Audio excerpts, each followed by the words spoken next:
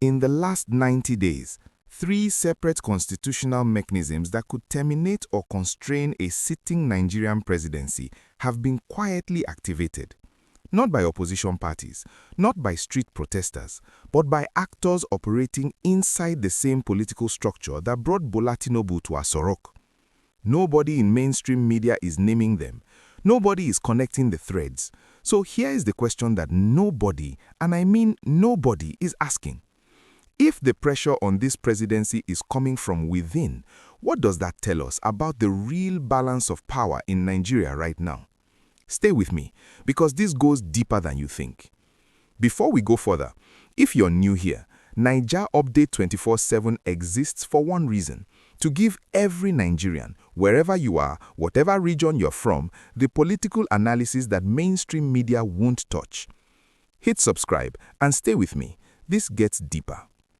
To understand what is happening right now, you need to understand why it is happening now, because timing in Nigerian politics is never accidental. 3 things have converged in a very short window of time. First, there is renewed and deepening friction between the National Assembly and the executive, specifically over budget control and the boundaries of emergency powers. This is not new tension, but the intensity has shifted. What used to be disagreements managed behind closed doors are now surfacing in public statements and procedural maneuvers that signal something more deliberate. Second, the Supreme Court's recent handling of governorship disputes has done something significant. It has emboldened a class of political actors who now believe that judicial routes to power are not just theoretical. They have watched the courts move in ways that surprised the establishment, and they are drawing conclusions. Third, and perhaps most importantly, a cluster of APC governors, predominantly from the north, have begun what can only be described as independent political positioning. They are not breaking from the party, not yet, but they are making statements, building coalitions, and attending meetings that are not coordinated through the presidency. That is a signal. Now, who initiated this? That is the wrong question.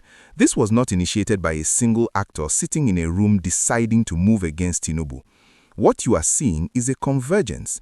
Disaffected party elders who feel they were promised influence they have not received, ambitious politicians who have already begun their 2027 calculations, and a population living through genuine economic hardship that has created a legitimacy vacuum the president's opponents are moving to fill.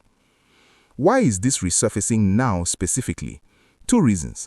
The removal of the fuel subsidy, the naira devaluation, and the cost of living crisis have combined to weaken presidential political capital in a way that was not fully anticipated. A president whose population is suffering has fewer favors to distribute, and fewer favors means fewer loyalties held firm.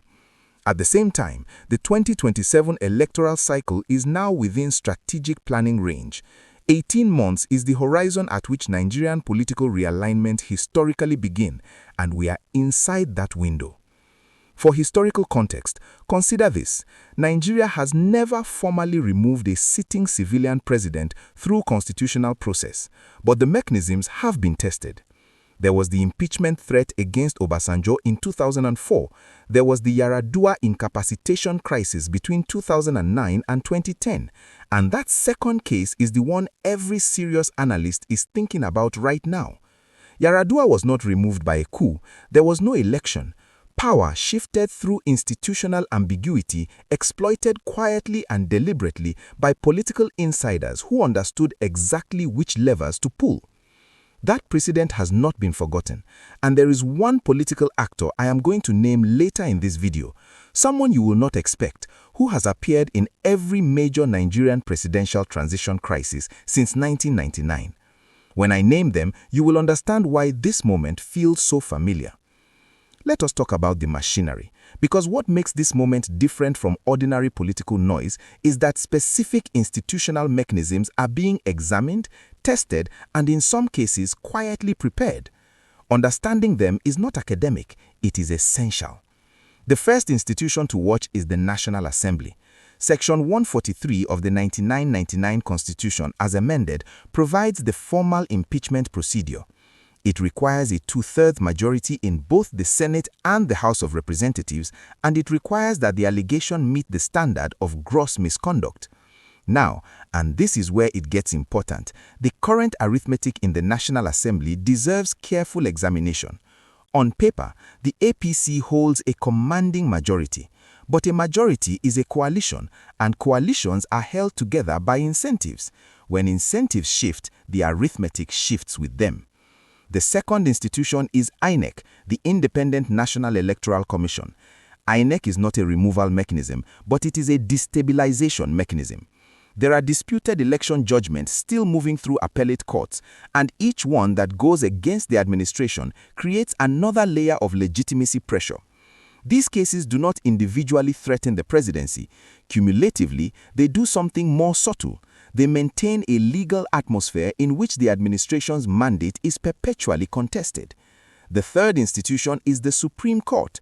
Its recent pattern of rulings has been read by political actors as signaling something, a reduced deference to incumbency. Whether that reading is accurate is almost beside the point. What matters is that key actors believe the court is less predictable than it was, and they are making decisions based on that belief. And the fourth power center, often overlooked, is the APC's own National Executive Committee and the Governor Bloc. The party's NEC has constitutional authority over internal party structure. A governor bloc commanding 19 or more states has theoretical leverage over presidential primaries, over party direction, and over the national conversation in ways that do not require a single vote to be cast in the National Assembly. Now, on the constitutional framework specifically, Section 143 sets a high bar for impeachment. The misconduct must be gross, it must be verified by an independent panel, and it must pass a two-thirds vote in both chambers. Section 144 deals with medical incapacitation and requires a medical panel plus a two-thirds vote. The Yaradua precedent lives precisely here, in the gap between political reality and constitutional procedure. And the electoral tribunal route? The challenges to the 2023 presidential result have been formally exhausted, but the legal arguments developed during those cases are being studied carefully by actors preparing for 2027. Here is what most analysts miss, and I want you to hold this thought. You do not need to actually impeach a president to achieve the political goal of impeachment. The credible threat of the process, if it is sustained, if it is visible, if the right people are seen having the right conversations, can force negotiated power sharing without a single formal motion being filed. That is the real weapon here. Not the vote, the threat of the vote. And the fact that no papers have been filed yet does not mean the architecture for filing them is not being built right now. This is where we move from institutions to interests, because every political actor in this story has a calculation, and understanding their calculation tells you more about what happens next than any press release or party statement ever will. Let us start with who benefits from a weakened presidency. Northern APC governors gain leverage. A presidency operating from a position of political weakness is a presidency that must negotiate harder for loyalty, which means governors can extract more on revenue allocation, on security appointments, on federal project placements, and ultimately on the terms of the 2027 ticket. Weakness at the center is, for these governors, an opportunity. The Labour Party and Peter Obi's bloc benefit without spending a single naira. Every week of executive instability is free brand building for an opposition that is still structurally underprepared for 2027. They do not need to win this battle, they just need the battle to continue. Atiku Abubakar's network has never fully accepted the 2023 result and maintains a legal and media infrastructure that benefits directly from continued questions about the administration's legitimacy. A destabilized presidency validates the narrative his camp has been running since election night. And then there is Vice President Kashim Shettima, constitutionally positioned as the succession beneficiary in any scenario where the presidency is vacated. His silence on internal party tensions is not absence, it is posture. In Nigerian politics, silence from a man in that position is always deliberate.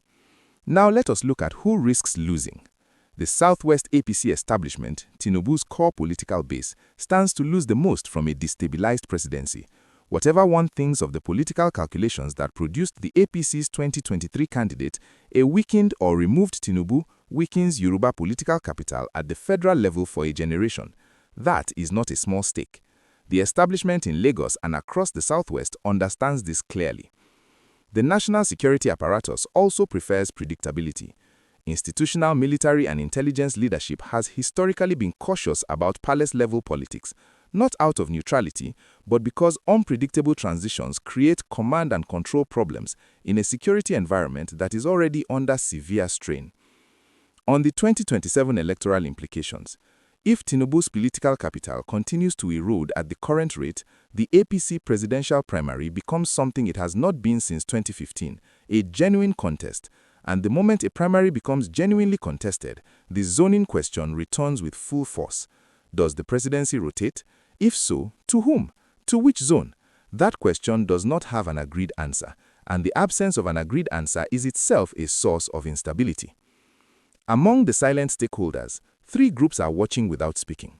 International oil companies with pending regulatory decisions under the Petroleum Industry Act need executive continuity to move forward.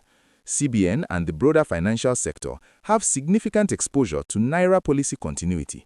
Political turbulence is currency turbulence. And religious leadership, both the major Christian bodies in the south and Islamic leadership in the north, has positioned itself publicly as concerned only about governance and the welfare of citizens. Neither has taken sides, both are watching every development. In about 3 minutes, I'm going to show you a specific geographic signal, one state, one governor, one type of statement that, when you connect it to everything I've just explained, will tell you more about the real direction of Nigerian politics. Now, if what I just told you surprises you, drop a comment below. I want to know what you think before we get to the part that changes everything. Let us bring this down to what it actually means for Nigerians, not just political actors in Abuja, but the nurse in Kano, the trader in Onitsha, the student in Ibadan, the farmer in Borno. On the federal-state balance, presidential weakness historically empowers governors, but not uniformly. States with strong internally generated revenue, Lagos, Rivers, Kano, are positioned to gain from a weaker center. States that depend heavily on federal allocation, the majority of north-central and northeast Nigeria, become more vulnerable, not less, when federal authority is distracted or weakened. This asymmetry is important. A political crisis in Abuja is not experienced the same way across Nigeria's 36 states. Beyond that, a prolonged power struggle at the center delays legislation that affects every Nigerian directly. Electoral reform, petroleum industry implementation regulations, tax reform bills, all of these require sustained executive attention and legislative cooperation. Both become impossible when the political class is consumed by a succession battle. On the economy, policy continuity is a prerequisite for investor confidence, and investor confidence is not abstract. It determines whether Nigeria can borrow internationally at sustainable rates, which determines how much money the federal government has available for infrastructure, health, and education. Political instability raises Nigeria's risk premium. A higher risk premium means more expensive borrowing. More expensive borrowing means less spending on the things ordinary Nigerians need. Every credible destabilization headline is, in a very real sense, inflationary in its effect. On interfaith and interethnic relations, the Tinubu presidency is structurally significant as a Muslim-Muslim ticket. Its success or failure will inevitably be read through an identity lens, not because that framing is accurate, but because Nigeria's political media is conditioned to apply it. Any transition scenario would immediately generate North-South and Christian-Muslim framing regardless of the actual political dynamics driving it. Nigerians, citizens and analysts alike must develop the discipline to resist that reduction because the framing obscures the real interests at play. On security, Boko Haram and ISWAP recruitment narratives benefit from federal government legitimacy crisis. Bandits in the northwest and separatist pressures in the southeast are both structurally opportunistic. They exploit governance vacuums. A distracted executive is not a neutral condition for Nigeria's security landscape. It is a liability with measurable consequences. Here is a pattern that is worth sitting with. In every Nigerian political crisis since 1999, the actors who called loudest for calm in public were the ones negotiating the hardest in private about what comes next. So when you hear senior political figures in the coming weeks speaking the language of stability and unity, do not hear reassurance, hear positioning.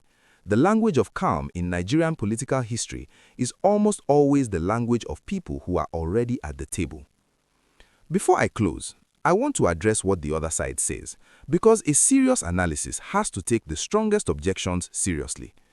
The first objection is that this is all speculation, that there is no actual impeachment motion, and therefore there is no story. That objection is technically correct and analytically wrong. Political strategy does not begin with formal motions. It begins in conversations, in positioning, in the quiet testing of institutional mechanisms. The absence of a filed motion does not mean the absence of a coordinated pressure campaign. The relevant question is not whether papers have been filed, it is whether the architecture for filing them is being built. The second objection is that Tinubu's APC supermajority in the National Assembly makes removal arithmetically impossible. This is partially true, but a supermajority is a coalition, and coalitions are held together by political incentives. The 2023 elections produced an APC caucus that is regionally diverse and has competing loyalties. A two-thirds block, the number required for impeachment, is achievable if the incentive structure changes sufficiently. Supermajority does not mean permanent loyalty. The third objection is that this is simply opposition noise manufactured to distract from Labour Party and PDP weakness heading into 2027. Some of it is. But conflating all political pressure as opposition theater is precisely how administrations miss genuine institutional signals. Both things can be true simultaneously. Opposition actors can be amplifying and exploiting real fractures that exist independently of them. There are also common misleading narratives that I want to name directly. Framing this situation as a North versus South conflict misrepresents it. The actors involved cross every regional boundary in Nigeria. Treating the judiciary as a neutral referee detached from politics misunderstands how courts operate in any political system, including Nigeria's. And assuming that economic pain automatically produces political change misjudges Nigerian political culture. Nigerians have historically demonstrated an extraordinary capacity to endure. Now, I promised you a name. The actor who has appeared in every major presidential transition crisis in Nigeria since 1999 is not a person, it is an institution, the Senate leadership. Whoever controls the Senate President office has, in every single Nigerian political transition, been either the enabler or the brake on presidential removal. That office has never been neutral. Watch who is speaking to whom inside that office right now. And I promised you a geographic signal. Watch Kaduna. Watch the specific language being used around federal-state security cooperation. When a governor of that political weight begins describing federal security decisions as inadequate rather than challenging, that is not a policy critique. That is positioning for something larger. That is a governor placing distance between himself and a presidency in language carefully calibrated to be deniable. The most dangerous misconception of all, though, is this: that ordinary Nigerians have no role in what happens next. Every governor calculating whether to support or distance himself from a sitting president is doing one calculation above all others. What do my people back home actually think? Public opinion, your opinion, is the one variable that political actors cannot fully control or manufacture. That is why political analysis matters. That is why understanding the machinery matters, because an informed citizenry changes the calculation. We began with a question. If the pressure on this presidency is coming from within, what does that tell us about the real balance of power in Nigeria? Here is the honest answer. It tells us that Nigeria's political class has not yet resolved the foundational tension between winner-takes-all democratic competition and the coalition-based governance that a federal state of 200 million people across hundreds of ethnic groups, across every religion, across every region actually requires to function. every presidential crisis in Nigeria's Fourth Republic has been, at its core, about that unresolved tension. The names change, the mechanisms shift, the tension remains. Tinubu is not the first president to face this. He will not be the last. What matters for every Nigerian, North and South, Christian and Muslim, wealthy and struggling, is not who wins the current political battle. What matters is what institutions survive it and how strong those institutions are when the dust settles. Nigeria's long-term stability depends far less on who sits in Aso Rock than on whether the rules governing that seat are respected, tested transparently, and strengthened through whatever process follows. That is what we are watching, and we will keep watching. If this analysis gave you clarity, share it with one Nigerian who needs to understand what is really happening. Like, subscribe, and I will see you in the next one. Naija Update 24/7. We never stop watching.